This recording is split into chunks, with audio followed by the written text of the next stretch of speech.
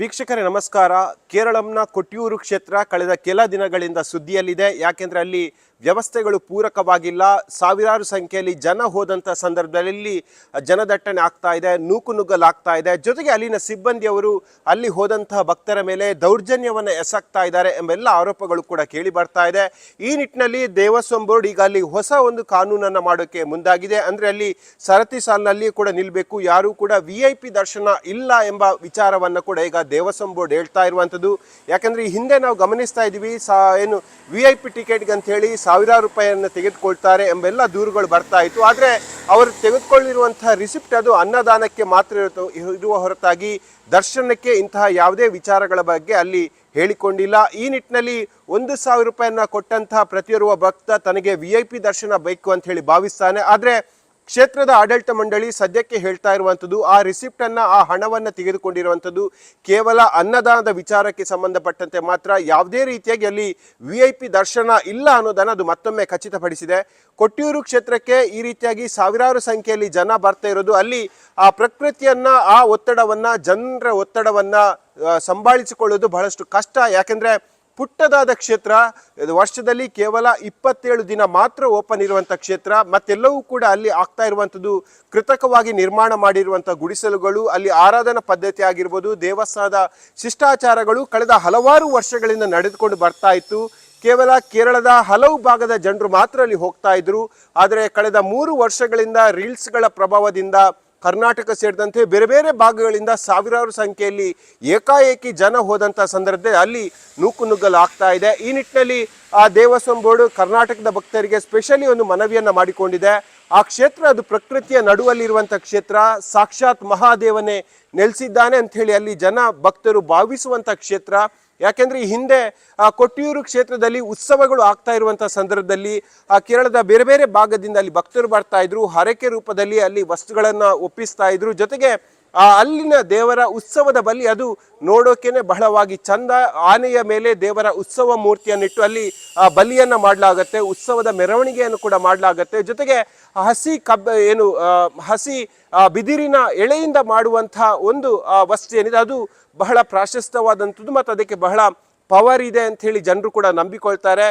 ಕೊಟ್ಟಿಯೂರು ಕ್ಷೇತ್ರ ಇಂತಹ ಹಲವು ವಿಚಾರಗಳ ಬಗ್ಗೆ ಸಾಕಷ್ಟು ಪ್ರಸಿದ್ಧಿಯನ್ನು ಪಡೆದುಕೊಂಡಿರುವಂಥದ್ದು. ಆದರೆ ಕಳೆದ 3 ವರ್ಷಗಳಿಂದ ಅಲ್ಲಿನ ಜನರ ಗದ್ದಲಗಳು, ಅಲ್ಲಿ ಜನ ಕೇಕೆ ಹಾಕುವ ಸದ್ದು, ಜೊತೆಗೆ ದೇವರ ನಾಮ ಬಿಟ್ಟು ಬೇರೆ ಬೇರೆ ಘೋಷಣೆಗಳನ್ನು ಅಲ್ಲಿ ಕೂಗ್ತಾ ಇದ್ದಾರೆ. ಮತ್ತು ಆ ದೇವಸ್ಥಾನಕ್ಕೆ ಹೋಗುವಂಥ ಪ್ರತಿಯೊಬ್ಬ ಭಕ್ತ ತನ್ನ ಮನಸ್ಸು ಶಾಂತವಾಗಿರಬೇಕು, ದೇವರ ದರ್ಶನ ಮಾಡುವಂಥ ಸಂದರ್ಭದಲ್ಲಿ ಮನಸ್ಸು ಮತ್ತು ದೇವರ ನಡುವೆ ಆಗಿರುವಂಥ ಸಂವಹನ ಅದು ಶಾಂತತೆಯಿಂದ ಇರಬೇಕಂತ ಹೇಳಿ ಭಾವಿಸ್ತಾನೆ. ಆದರೆ ಜನಸಂಖ್ಯೆ ಜಾಸ್ತಿ ಆಗ್ತಾ ಹೋದಂತೆ ಅಲ್ಲಿನ ಪುಟ್ಟ ಮಕ್ಕಳು ಆಗಿರ್ಬೋದು, ಮಹಿಳೆಯರು, ವೃದ್ಧರು ಹೋಗುವಂಥ ಸಂದರ್ಭದಲ್ಲಿ ಒಂದು ರೀತಿಯಾಗಿ ಉಸಿರುಗಟ್ಟುವಂಥ ವಾತಾವರಣ ಕೂಡ ನಿರ್ಮಾಣ ಆಗ್ತಾ ಇದೆ. ಈ ನಿಟ್ಟಿನಲ್ಲಿ ಅಲ್ಲಿ ಜನ ಸಹಜವಾಗಿ ಆಕ್ರೋಶವನ್ನು ಹೊರಹಾಕಿದ್ದಾರೆ. ಆದರೆ ಆ ಜನರ ಆಕ್ರೋಶದ ಬೆನ್ನಲ್ಲೇ ಸಾಮಾಜಿಕ ಜಾಲತಾಣಗಳಲ್ಲಿ ಕೊಟ್ಟಿಯೂರು ಕ್ಷೇತ್ರದ ಬಗ್ಗೆ ಈ ರೀತಿಯಾಗಿ ಜನರ ಆಕ್ರೋಶ ಹೊರಬರುತ್ತುವ ಹಿನ್ನೆಲೆಯಲ್ಲಿ ದೇವಸ್ವಂ ಬೋರ್ಡ್ ಅಲ್ಲಿ ನಿಯಮಗಳನ್ನು ಮಾಡ್ತಾ ಇರುವಂಥದ್ದು. ಅಲ್ಲಿ ಯಾವೆಲ್ಲ ನಿಯಮಗಳು ಕೂಡ ಇದೆಯೋ ಅದೇ ನಿಯಮವನ್ನು ಜನರು ಪಾಲಿಸಬೇಕು. ಜೊತೆಗೆ ಅಲ್ಲಿ ಪಕ್ಕದಲ್ಲಿರುವಂತಹ ಹರಿಯುತ್ತಿರುವಂತಹ ಪರಮ ಪವಿತ್ರವಾದಂತಹ ಬಾವಲಿ ನದಿ ಅದು ಅಶುದ್ಧವಾಗ್ತಾ ಇದೆ. ಇಲ್ಲಿಂದ ಬರ್ತಾ ಇರುವಂತಹ ಭಕ್ತರು ತಮ್ಮ ಬಟ್ಟೆಗಳನ್ನು ಅಲ್ಲೇ ಹಾಕ್ತಾ ಇದ್ದಾರೆ, ಪ್ಲಾಸ್ಟಿಕ್ಗಳನ್ನು ಎಲ್ಲೆಂದರಲ್ಲಿ ಬಿಸಾಡ್ತಾ ಇದ್ದಾರೆ, ಒಳ ಉಡುಪುಗಳನ್ನು ನದಿಯಲ್ಲೇ ಬಿಟ್ಟು ಹೋಗ್ತಾ ಇದ್ದಾರೆ ಎಂಬ ದೂರು ಕೂಡ ಇರುವಂಥದ್ದು. ಯಾಕಂದ್ರೆ ಅಲ್ಲಿ ಹರಿಯುವಂಥ ನದಿ ಮುಂದೆ ಅದು ಅಭಯಾರಣ್ಯದ ಕಾಡಿನ ಒಳಭಾಗದಲ್ಲಿ ಹರಿಯುತ್ತೆ. ಅಲ್ಲಿ ವನ್ಯಜೀವಿಗಳಿಗೆ ಆ ನದಿಯ ನೀರೇ ಅದರ ಜೀವನಾಧಾರ. ಆದರೆ ಇಲ್ಲಿಂದ ನದಿಯಲ್ಲಿ ಹೋಗ್ತಾ ಇರುವಂತಹ ಬಟ್ಟೆಗಳು ಕೂಡ ಅದಕ್ಕೆ ಮಾರಕವಾಗಬಹುದು, ಪರಿಸರವನ್ನ ನಾಶ ಉಂಟು ಮಾಡಬಹುದು ಎಂಬ ಭೀತಿ ಕೂಡ ಸದ್ಯಕ್ಕೆ ಇರುವಂಥದ್ದು. ಹಾಗಾಗಿ ಇಲ್ಲಿಂದ ಹೋಗ್ತಾ ಇರುವಂತಹ ಸಾವಿರಾರು ಸಂಖ್ಯೆಯ ಜನರಿಗೆ ದೇವಸ್ವಂ ಬೋರ್ಡ್ ಒಂದು ಮನವಿ ಮಾಡ್ತಾ ಇರುವಂಥದ್ದು, ದಯವಿಟ್ಟು ಶಾಂತತೆಯನ್ನು ಕಾಪಾಡಿ, ಯಾರೂ ಕೂಡ ಕಿರಿಚಾಡೋದು, ಗದ್ದಲ ಮಾಡೋದು ಬೇಡ. ಯಾಕಂದ್ರೆ ಜನ ಏಕಾಏಕಿ ರಾಶಿ ಬಿದ್ದಂಥ ಸಂದರ್ಭದಲ್ಲಿ ಅಲ್ಲಿ ಸಹಜವಾಗಿ ನೂಕುನುಗ್ಗಲಾಗತ್ತೆ.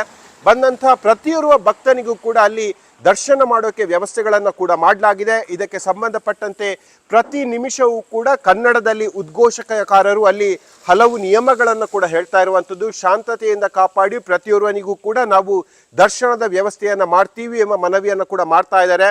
ಕಳೆದ ಮೇ 28ರಿಂದ ಕೊಟ್ಟಿಯೂರು ಉತ್ಸವ ಆರಂಭಗೊಂಡಿದೆ. ಕೆಲವೇ ದಿನಗಳಲ್ಲಿ ಅದು ಮುಗಿಲಿಕ್ಕಿದೆ. ಹಾಗಾಗಿ ಇಂಥ ಅಲ್ಪ ಕಾಲದಲ್ಲಿ ಭಾರತದ ಶ್ರೀಮಂತ ಪರಂಪರೆ, ಕೇರಳವನ್ನ ದೇವರ ನಾಡು ಅಂತ ಕರೀತಾರೆ. ಅಲ್ಲಿರುವಂತಹ ಆಚಾರ ವಿಚಾರಗಳು, ಸಂಪ್ರದಾಯಗಳು, ದೇವಸ್ಥಾನದ ಪೂಜಾ ಪದ್ಧತಿಗಳು, ಅಲ್ಲಿ ಅರ್ಚಕರ ನಿಯಮಾವಳಿಗಳು ಎಲ್ಲವೂ ಕೂಡ ವಿಭಿನ್ನ, ನಾವು ನೋಡಿದಾಗ ಇರೋದಿಲ್ಲ. ಹಾಗಾಗಿ ಅಲ್ಲಿನ ಪದ್ಧತಿಯನ್ನು ಅನುಸರಿಸಿ ಬನ್ನಿ ಎಂಬ ಮನವಿಯನ್ನ ದೇವಸ್ವಂ ಬೋರ್ಡ್ ಮಾಡ್ತಾ ಇದೆ. ಮತ್ತು ಬರುವಂಥ ಎಲ್ಲ ಭಕ್ತರಿಗೆ ಸುಗಮವಾಗಿ ದರ್ಶನ ಮಾಡೋಕ್ಕೆ, ಸುಲಲಿತವಾಗಿ ಅಲ್ಲಿ ಆ ಕ್ಯೂ ಮುಂದೆ ಹೋಗೋಕ್ಕೆ ಬೇಕಾದಂಥ ಎಲ್ಲ ವ್ಯವಸ್ಥೆಗಳನ್ನು ಕೂಡ ಮಾಡಿದ್ದಾರೆ. ಈಗಾಗಲೇ ಆ ದೇವಸ್ಥಾನದ ಉಸ್ತುವಾರಿ ಅಂದರೆ ಪೊಲೀಸ್ ಅಧಿಕಾರಿ, ನೋಡೆಲ್ ಅಧಿಕಾರಿ ಅವರು IPS ಯತೀಶ್ ಚಂದ್ರ ಅವರು ಕನ್ನಡಿಗರಿಗೆ ವಿಶೇಷವಾಗಿ ಮನವಿಯನ್ನು ಮಾಡಿಕೊಂಡಿರುವಂಥದ್ದು, ಯಾವುದೇ ರೀತಿಯಾಗಿ ನೂಕುನುಗ್ಗಲು ಬೇಡ, ಯಾವುದೇ ರೀತಿಯಾಗಿ ಸಾಮಾಜಿಕ ಜಾಲತಾಣಗಳಲ್ಲಿ ಬರುವಂಥ ವದಂತಿಗಳನ್ನು ನಂಬೋದು ಬೇಡ, ಎಲ್ಲರೂ ಕೂಡ ಕೊಟ್ಟಿಯೂರಿಗೆ ಬನ್ನಿ, ಆದರೆ ಶಾಂತಿಯನ್ನು ಕಾಪಾಡಿ, ಪ್ರಮುಖವಾಗಿ ಸ್ವಚ್ಛತೆಯನ್ನು ಕಾಪಾಡಿ ಎಂಬುದರ ಬಗ್ಗೆ ಸಾಕಷ್ಟು ಮನವಿಗಳನ್ನು ಮಾಡಿದ್ದಾರೆ. ಎಲ್ಲರಿಗೂ ನಮಸ್ಕಾರ. ನಾನು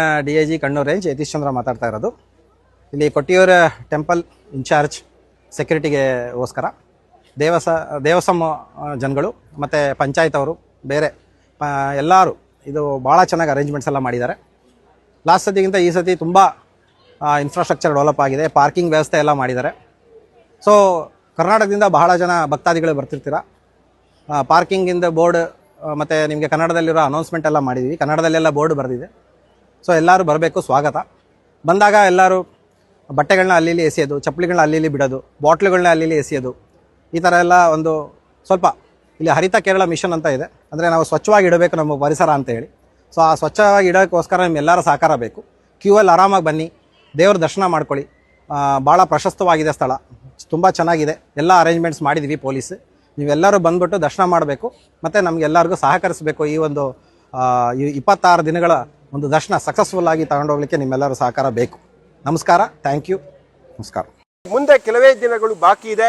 ಕೊಟ್ಟಿಯೂರಿಗೆ ಹೋಗುವಂಥ ಎಲ್ಲ ಭಕ್ತರು ನಿರಾತಂಕವಾಗಿ ಹೋಗ್ಬೋದು, ಯಾವುದೇ ರೀತಿಯಾಗಿ ನೂಕುನುಗ್ಗಲು ಮಾಡಬಾರ್ದು. ಅಲ್ಲಿ ದೇವಸ್ಥಾನದ ಆಡಳಿತ ಮಂಡಳಿ ಯಾವ ನಿಯಮಗಳನ್ನು ಹೇಳಿದೆ ಅದೇ ನಿಯಮಗಳನ್ನು ಪಾಲಿಸಬೇಕು.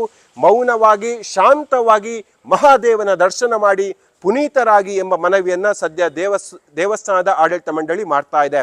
ವೀಕ್ಷಕರೇ, ಇದು ಇವತ್ತಿನ ನ್ಯೂಸ್ 18 ಡಿಜಿಟಲ್ನ ವಿಶೇಷವಾದ ಕಾರ್ಯಕ್ರಮ. ಮುಂದಿನ ಬಾರಿ ಮತ್ತೊಂದು ಸುದ್ದಿಯೊಂದಿಗೆ ನಿಮ್ಮ ಜೊತೆ ಬರ್ತೀನಿ. ಅಲ್ಲಿ ತನಕ ಎಲ್ಲ ಡಿಜಿಟಲ್ ಪ್ಲಾಟ್ಫಾರ್ಮ್ಗಳಲ್ಲಿ ನ್ಯೂಸ್ 18 ಫಾಲೋ ಮಾಡ್ತಾರೆ ಅಂತ ಹೇಳುತ್ತಾ ಈ ಕಾರ್ಯಕ್ರಮವನ್ನು ಮುಗಿಸ್ತಾ ಇದ್ದೀನಿ. ಜಾಲ ನಮ್ಮದು, ಬಲ ನಿಮ್ಮದು. ನಿರ್ಭೀತ, ನಿಷ್ಪಕ್ಷಪಾತ, ವಿಶ್ವಾಸಾರ್ಹ ಸುದ್ದಿಗಳಿಗೆ ಮತ್ತೊಂದು ಹೆಸರಾಗಿರುವ ನ್ಯೂಸ್ 18 ಕನ್ನಡ ಈಗ ಆಪ್ನಲ್ಲೂ ಲಭ್ಯವಿದೆ. ದಯವಿಟ್ಟು ಇಲ್ಲಿರುವ QR ಕೋಡ್ ಅನ್ನು ಸ್ಕ್ಯಾನ್ ಮಾಡಿಕೊಂಡು ಆಪ್ ಡೌನ್ಲೋಡ್ ಮಾಡೋದಕ್ಕೆ ಮರಿಬೇಡಿ. ನಿಮ್ಮ ಬೆಂಬಲ ಹೀಗೆ ಸದಾ ನಮ್ಮೊಂದಿಗಿರಲಿ. ಧನ್ಯವಾದ.